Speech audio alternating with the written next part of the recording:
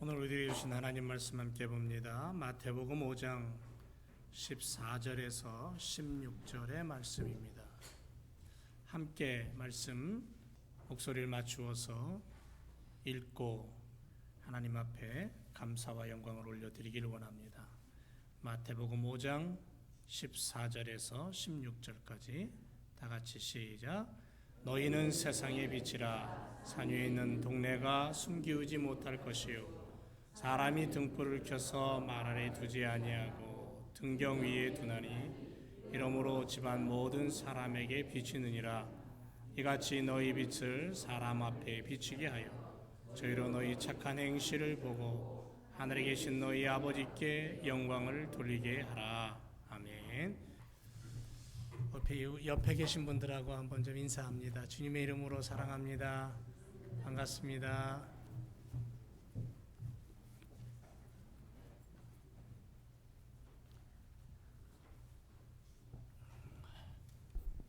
잘 지내셨죠? 비가 오랜만에 와서 비 맞는 것도 반가운 것 같습니다. 저희 집 뒤뜰 잔디가 완전히 샛노랗게 다 타서 죽었어요. 뭐 다른 분들도 마찬가지겠지만 이렇게 내리는 비가 어쩌면 그 단비라고 표현을 하겠죠. 오늘 우리들의 시간 속에도 주님이 주시는 단비로 촉촉한 시간이 되기를 원합니다. 지난 시간에 소금에 대해서 함께 은혜를 나눴죠. 예수님이 가슴 속에 담겨 있는 뜻이 무엇인가?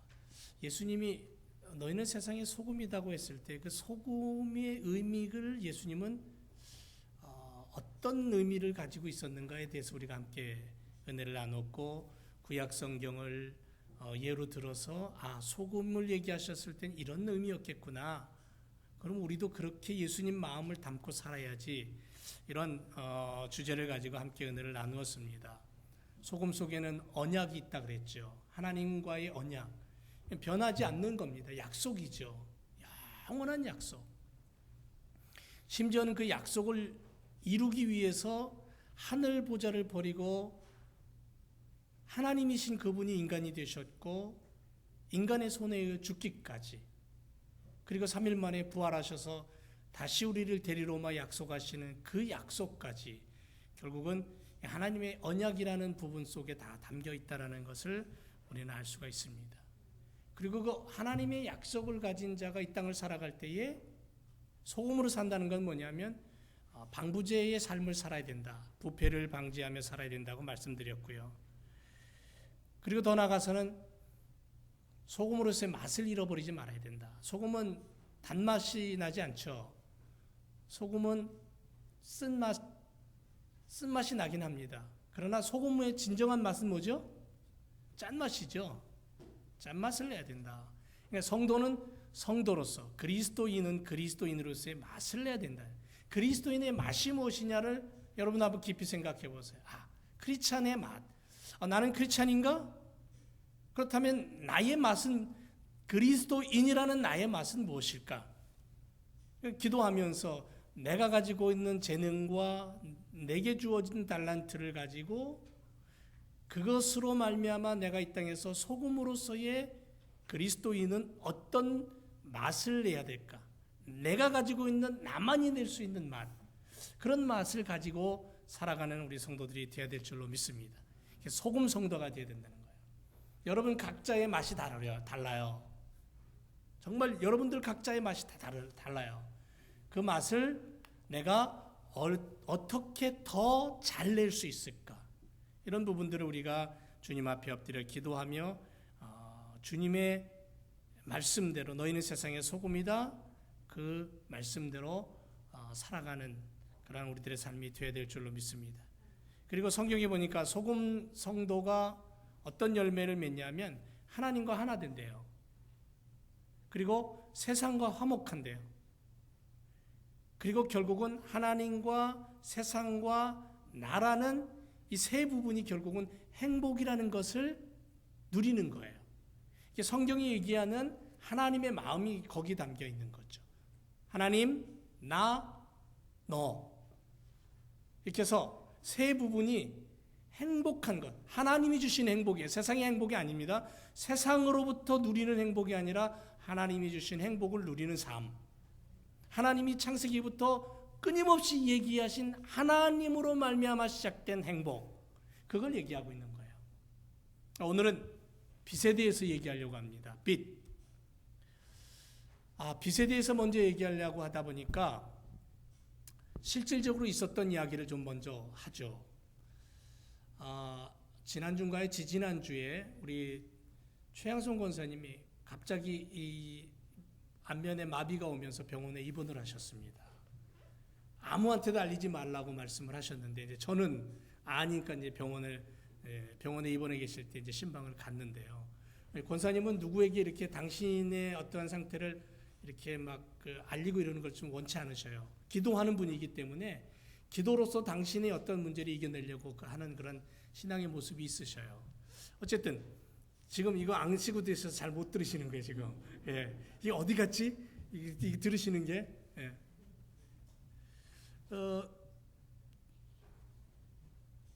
마비가 오셔서 그 심하지 않아요. 사진을 찍어 보니까 혈관 하나가 살짝 막혔는데 다시 회복이 됐다. 이제 이렇게 병원에서는 결과가 나왔습니다. 근데 참 놀라운 거는 지금 현재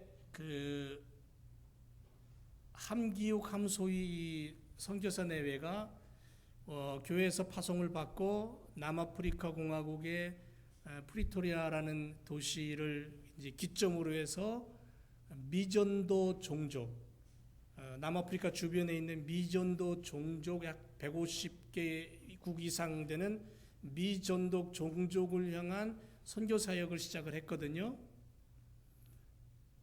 그런데 바로 우리 권사님이 안면마비가 오던 그 어간에 바로 이 프리토리아에서 함께 팀으로 사역을 하는, 이건 미국 선교사들이 주를 이루고 있는 곳인데요.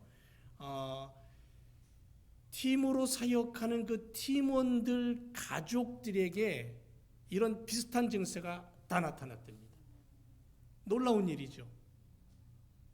그 가족 중에 누군가에게 마비 증세가 나타난 거예요. 그것도 다른 증세가 아닌 마비 증세가. 이런 일들이 바로 이 사역의 팀원들, 팀 선교사들의 가족들에게 나타났다는 이야기를 들으면서 남아프리카 공화국을 중심으로 해서 사역하는 그 사역을 방해하려는 사탄의 소나기가, 사탄의 어떠한 방해 공작이 시작됐구나 하는 것을 느낄 수가 있었죠.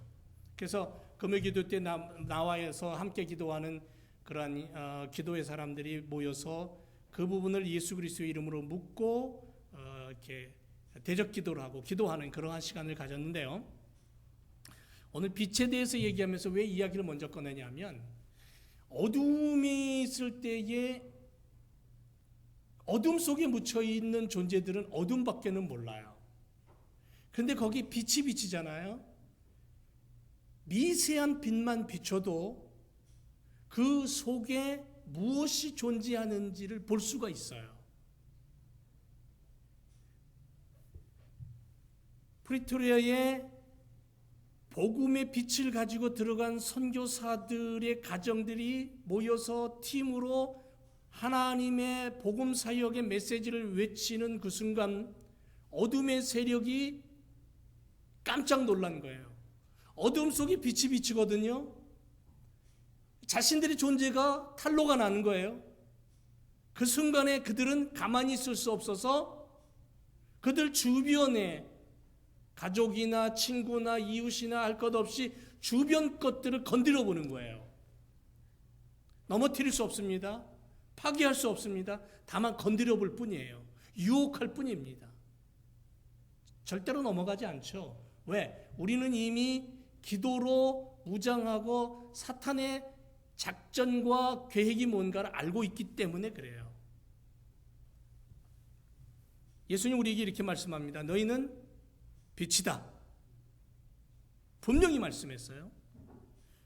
소금이 이 내적인 면을 강조한다면 빛은 외적인 모습일 겁니다.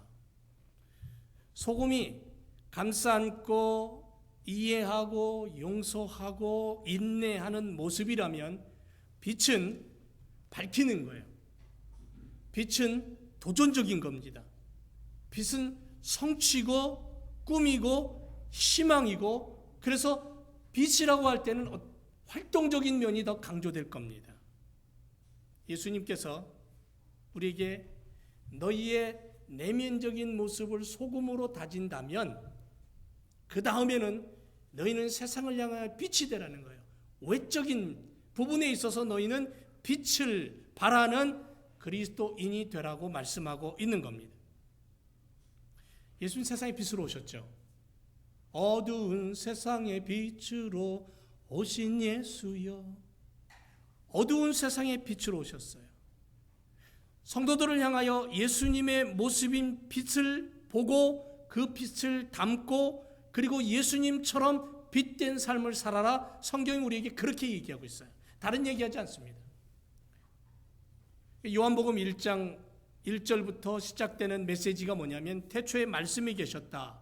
그 말씀이 곧 하나님이시다. 그런데 그 하나님이 우리 가운데 생명으로 오셨어.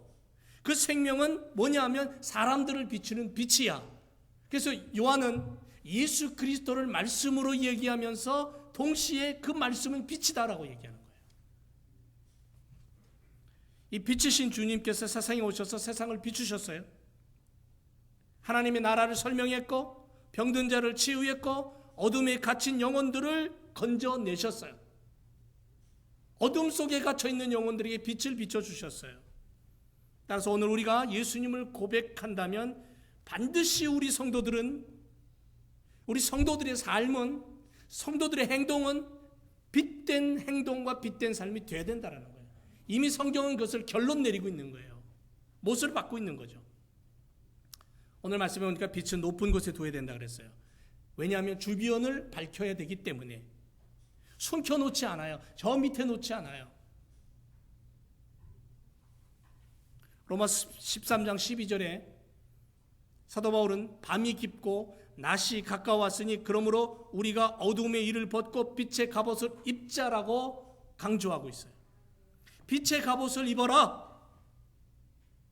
빛의 갑옷이란 다른 말로 얘기하면 빛의 행동을 얘기하는 거예요. 빛된 행동.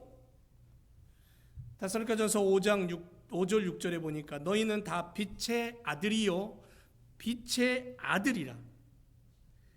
우리가 밤이나 어둠에 속하지 아니하나니 그러므로 우리는 다른 이들과 같이 자지 말고 오직 깨어 근신해라. 빛의 아들이고 낮의 아들이다. 빛이 있는 동안에는 낮이잖아요. 그래서 여러분 성도들, 여러분들이 하는 사업장이 빛이에요. 빛의 장소예요.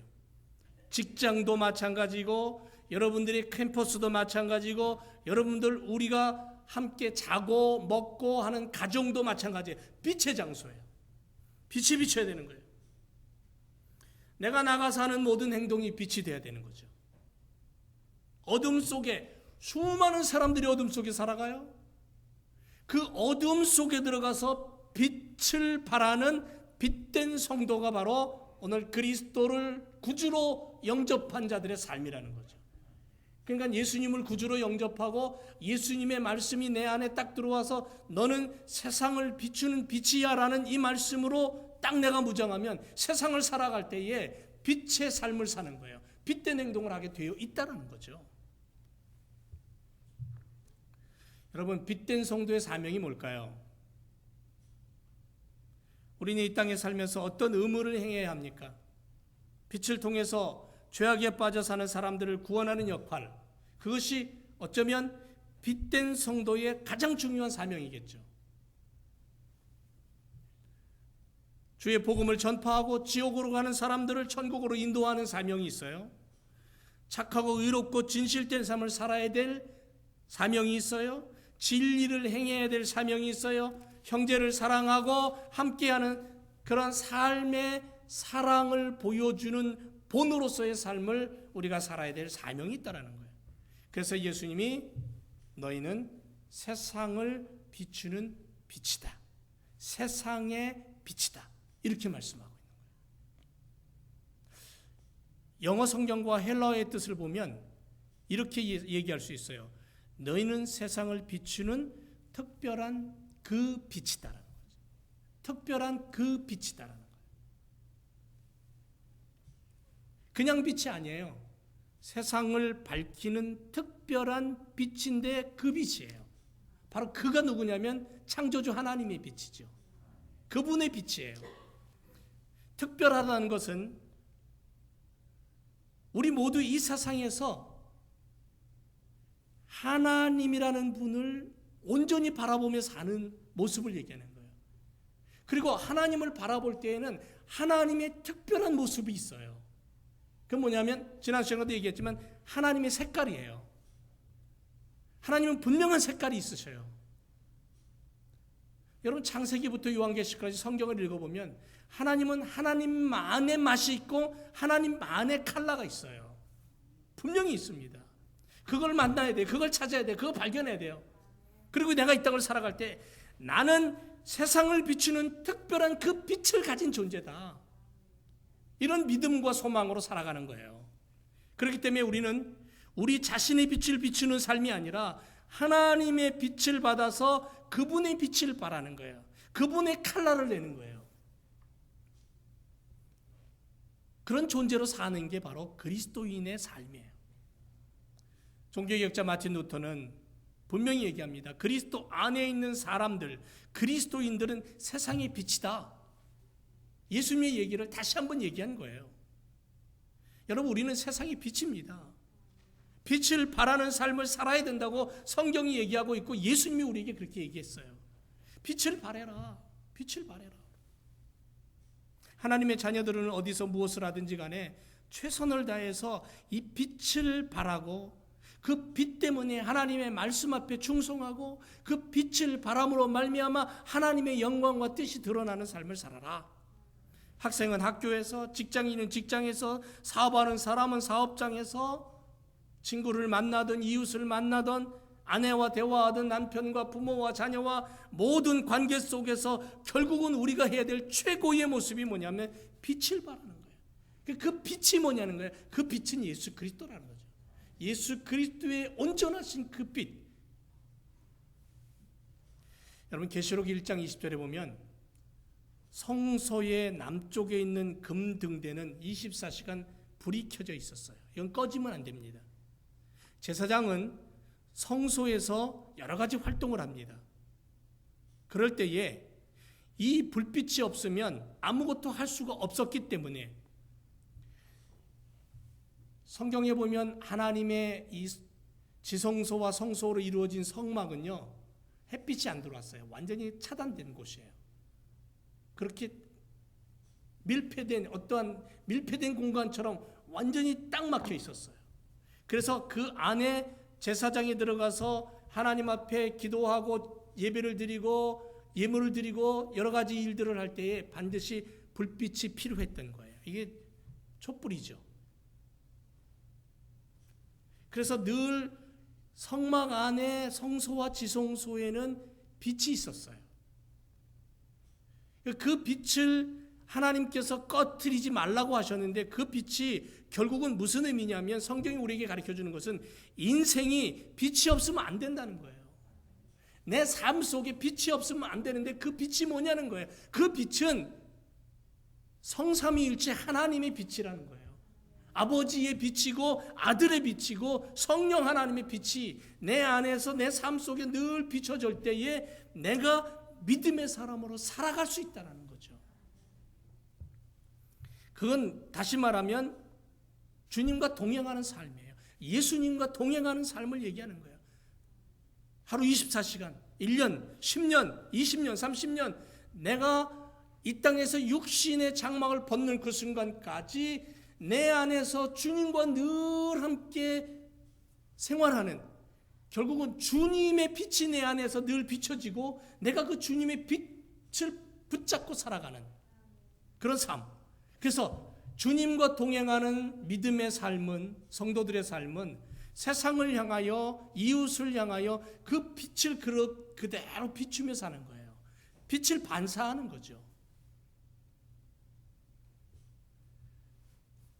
예를 든다면 아주 깊은 동굴 속에 캄캄합니다. 빗줄기 하나가 없습니다. 그런데 그곳에 빛을 비출 수 있는 방법은 뭐냐면, 태양이 정오의 정가운데 떠서 강렬하게 내리쬐도 입구 쪽에 조금 빛이 비칠 뿐 저 안에까지는 안 비쳐요. 그런데 좋은 방법이 뭐냐면, 내가 거울을 하나 들고요, 태양을 빛을 반사시켜서 동굴 안에 비출 수 있어요. 그러면 저 안에까지 동굴을 비출 수가 있는 거예요. 빛이 거울을 통해서 반사되기 때문에 그래요. 어쩌면 이 세상은 깊은 동굴 속과 같은 어두움에 묻혀있는 세상이잖아요. 그 세상을 향하여 그리스도인들이 하나님의 거룩한 빛을 받아서 반사하는 거울과 같은 삶을 살아야 된다는 거죠. 그래서 주님 뭐라 그러냐면, 너희는 세상의 빛이다라는 거예요. 빛을 전하고 빛을 반사할 수 있는 그런 삶. 빛은 어둠을 밝히는 일을 하잖아요. 빛은 생명이 있잖아요. 여러분, 어둠을 밝힐 뿐 아니라 빛이 비치는 곳에는 생명이 있어요. 싹이 돋아나고요, 거기서 꽃이 피고 열매를 맺어요. 예수님 뭐라 그러셨습니까? 내가 곧 길이요 진리요 생명이다, 그렇게 말씀했잖아요. 그죠? 예수님은 생명이에요. 예수님이 내 안에 들어왔을 때 내가 생명을 얻었어요. 영생을 얻었어요. 아멘? 바로 그 생명을 내가 가지고 또 다른 이에게 내가 가진 그 생명을 또 나눠주는 거예요. 그래서 사도 바울은 뭐라고 성경이 얘기하냐면, 사도 바울이 뭐라고까지 얘기하냐면, 너희는 나를 본받는 자가 되라는 거예요. 언뜻 생각하면 사도 바울이 교만한 것 같아요. 아니, 예수님을 본받아야지 왜 자기를 본받으라 그래? 사도 바울이 제자들을 향해서 뭐라 그러냐면, 너희는 나를 본받아 그랬거든요. 언뜻 생각하기에 예수님을 본받아야지 왜 사도 바울을 본받으라 그래? 그랬는데 사실은 그게 정확한 거예요. 예수님은 지금 보이지 않아요. 예수님은 지금 우리의 눈에 보이지 않아요. 근데 보이는 건 뭐냐면 사도 바울이라는 사람이에요. 그 사도 바울 속에 예수님 계셔요. 그 제자들을 향하여 사도 바울이 뭐라 그러냐면, 너희는 나를 본받아라. 그 얘기는 뭐냐면, 내가 가지고 있는 예수 그리스도를 너희가 발견하라는 거예요. 사도 바울의 삶을 통해, 행동을 통해, 언어를 통해, 모습을 통해 그가 가는 곳마다 복음을 전하고 핍박을 받아도, 돌에 맞아도, 수많은 모욕을 당해도 그 속에서 오직 예수만 나오는 그 모습, 그 예수 그리스도, 그걸 너희가 발견하기를 원한다는 거죠. 그러니까 여러분, 살아 움직이는 여러분 예수 그리스도의 사람이 되는 거예요. 우리가 빛이 된다는 건 뭐냐면, 사도 바울처럼 내 안에 있는 예수 그리스도가 보여지도록 그렇게 내가 빛된 삶을 살아야 된다는 거죠.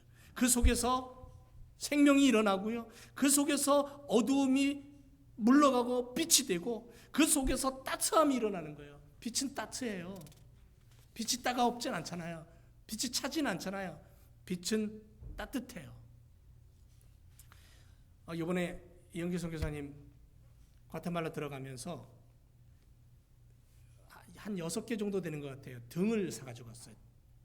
불 붙이는 등을 사갖고 갔는데, 이게 어떤 등이냐면, 태양열에서 에너지를 받으면 밤에 그것을 불을 밝힐 수 있는 거예요. 태양열 전등이죠.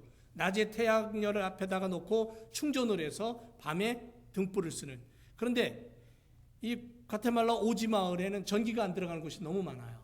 그래서 밤이 되면, 어두워지면 그냥 깜깜함 속에서 사는 거예요. 호롱불이라도 있는지 모르겠습니다. 깜깜함 속에서 살아요. 그런 가정에 빛을 밝혀주기 위해서 등 6개를 사갖고 갔어요.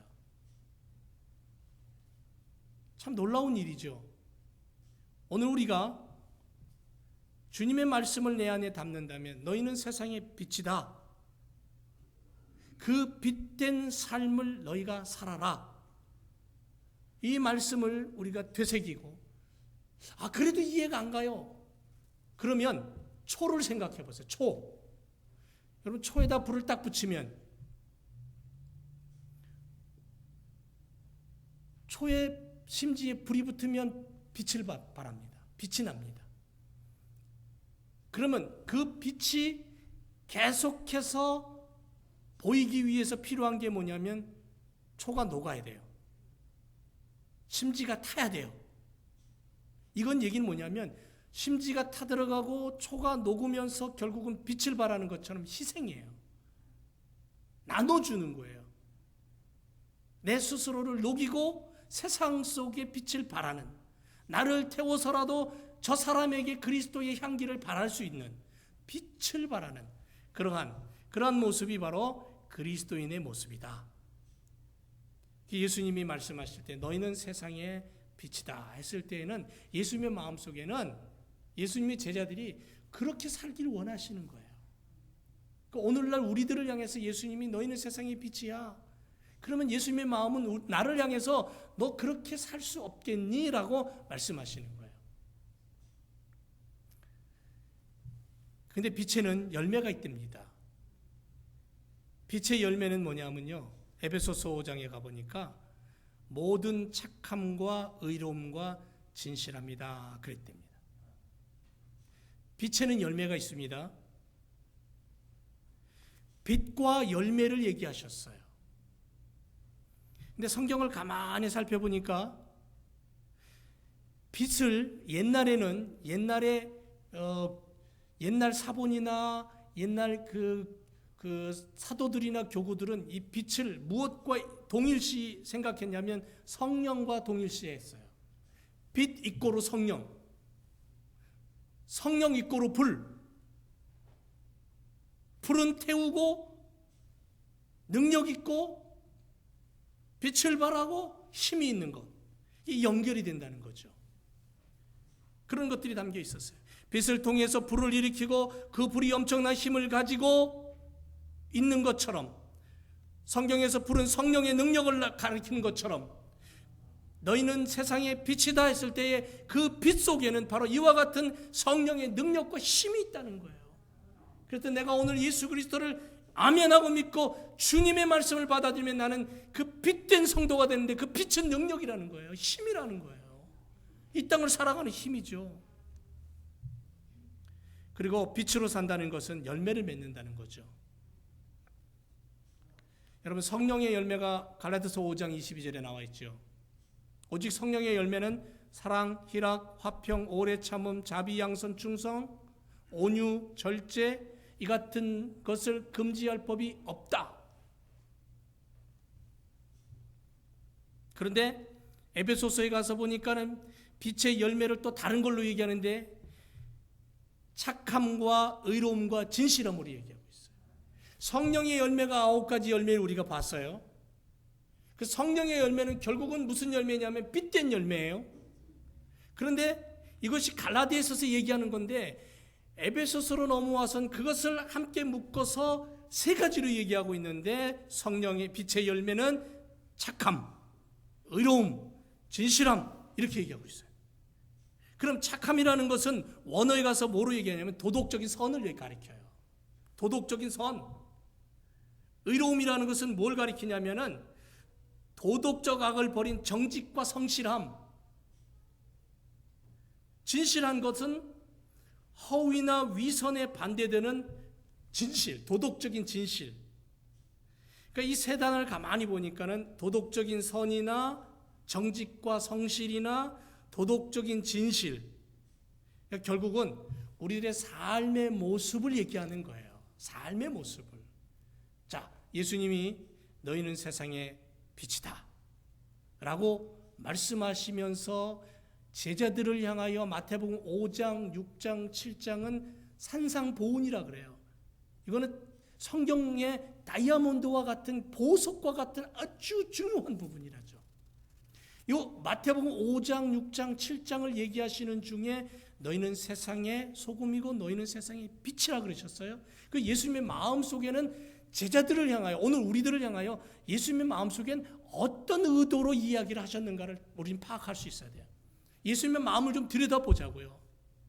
예수님의 마음은 뭐냐면 너희는 세상의 소금이고 너희는 세상의 빛이라고 했을 때 그 앞에 부분에 무엇을 말씀하시고 이야기를 하셨냐면 팔복을 얘기하신 거예요. 8가지 복. 8가지 복을 얘기하신 이후에 예수님이 그리고 나서 너희는 세상의 소금이고 빛이다 그랬어요. 그렇다면 이 8가지의 팔복을 가지고 사는 자가 결국은 소금의 삶을 살고 빛의 삶을 살 수 있다는 거죠. 그럼 이 팔복이 뭐냐면 천국 백성, 하나님의 아들, 딸인 천국 백성의 삶의 원리를 얘기하는 거예요. 라이프 스타일이에요. 성도들이 어떻게 살아야 되느냐? 이 팔복을 가지고 살아야 된다는 거예요. 8가지 복된 말씀을 가지고 살아라. 그러면 너희는 세상의 소금이고 너희는 세상의 빛으로 살아가게 된다. 이렇게 얘기하시는 거예요.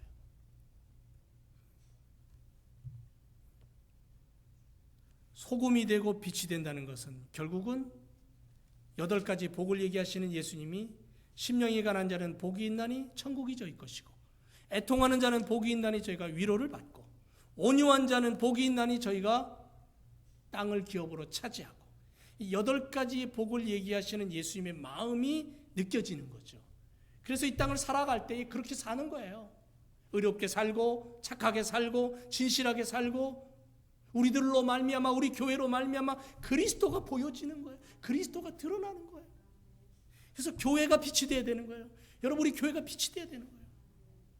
여러분 제일교회가 빛이 돼야 될 줄로 믿습니다. 이 주변에 있는 사람들이 제일교회 이야기를 들으면 야, 그 교회 빛된 교회야 이렇게 인정해 줄 수 있어야 돼요. 그런 교회로 우리가 만들어 가야 되는 거죠. 빛 있는 교회, 빛된 교회, 소금의 역할을 감당하는 교회. 그 다음에 성도들이 빛이 돼야 돼요. 여러분 자신이 우리가 빛이 돼야 돼요. 그래서 우리가 소금이 돼야 되고 더 나아가서 예수님이 우리를 향해 가지고 있는 그 깊은 사랑의 마음을 담고 그래요 주님 나는 세상의 빛으로 살겠어요.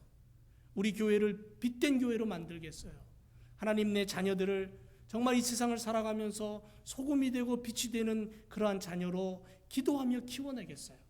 그런 각오와 결단이 우리들에게 있어야 될 줄로 믿습니다. 너희는 세상의 빛이다. 여러분 잠에서도 꿈속에서도 잊지 마세요. 주님의 음성을 기억하세요. 빛된 성도들의 빛의 열매는 모든 착함과 진실함과 거룩함이 있어요. 그런데 빛의 열매를 맺으며 살아가는 성도들이 오직 바라보는 것은 한 가지. 뭐죠? 하나님께 영광이잖아요. 하나님께 영광. 베드로전서 2장 9절에 이렇게 말합니다. 오직 너희는 택하신 족속이다. 왕같은 제사장이다. 거룩한 나라다. 그의 소유된 백성이야. 왜냐하면 너희를 어두운 데서 불러내서 기이한 빛에 들어가게 하신 바로 그분이 있기 때문에 그래. 그리고 너희가 살아야 될 삶의 최고의 목표가 뭐냐면 바로 그분을 선전하는 거야. 바로 그분을 자랑하는 거야. 바로 그분을 드러내는 거야. 성경은 이렇게 우리에게 분명하게 얘기하고 있는 거예요. 그러므로 우리 사랑하는 제일교회 성도 여러분, 우리는 소금으로서의 삶을 살아야 되고 빛으로서의 삶을 살아야 될 줄로 믿습니다. 소금은 맛을 잃으면 안 돼요. 빛은 높이 들려서 온 사람들에게 모든 물건에게 비추는 역할을 해야 돼요. 오늘 우리 교회가 이와 같은 역할을 감당하는 그러한 교회가 되고 우리 믿음의 삶이 되고 성도들이 되어서 우리의 자녀들이 되어서 이 지역사회에 그리고 더 나아가서 지구촌에 소금이 되고 빛이 되는 그러한 역할을 감당하는 주님의 제자된 삶을 살아가는 우리가 되어야 될 줄로 믿습니다. 기도하겠습니다.